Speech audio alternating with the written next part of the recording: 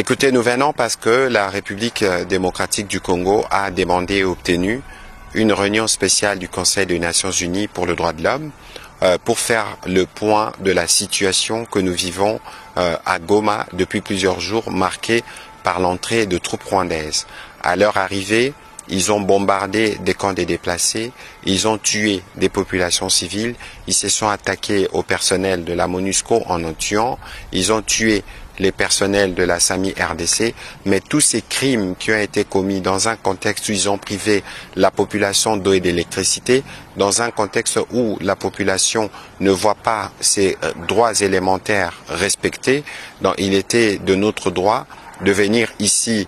au Conseil de droits de l'homme pour discuter justement du sujet avec toutes les conséquences qu'il y a sur les droits de l'homme en République démocratique du Congo, avec le besoin d'obtenir un mécanisme qui nous permettra d'envoyer des enquêteurs sur place et être en mesure de faire les bilans. Parce qu'aujourd'hui, nous parlons de plus de 3000 morts et tout ça n'est que provisoire parce que nous devons savoir effectivement combien de Congolais sont morts. Ça, c'est ce qui est prévu demain.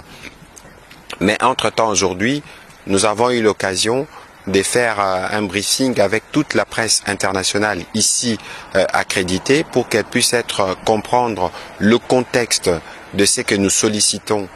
du Conseil national, du Conseil des Nations Unies pour les droits de l'homme, mais aussi toutes les implications qu'il y a depuis l'entrée des troupes rwandaises à Goma et son occupation illicite. Nous leur avons expliqué que le fondement principal de cette guerre portée par le président Kagame, c'est de garder ses mains sur les ressources minières de la République démocratique du Congo. Nous, comme peuple, nous sommes mobilisés derrière le président Félix Antoine Tshisekedi, qui est résolument engagé dans le cadre du processus de Luanda, par exemple, pour amener la paix dans l'Est de la République démocratique du Congo. Et donc, c'est autour de toutes ces questions que nous avons eu l'occasion de discuter et d'apporter des réponses à la presse qui a été très intéressée à connaître les détails de la situation en RDC.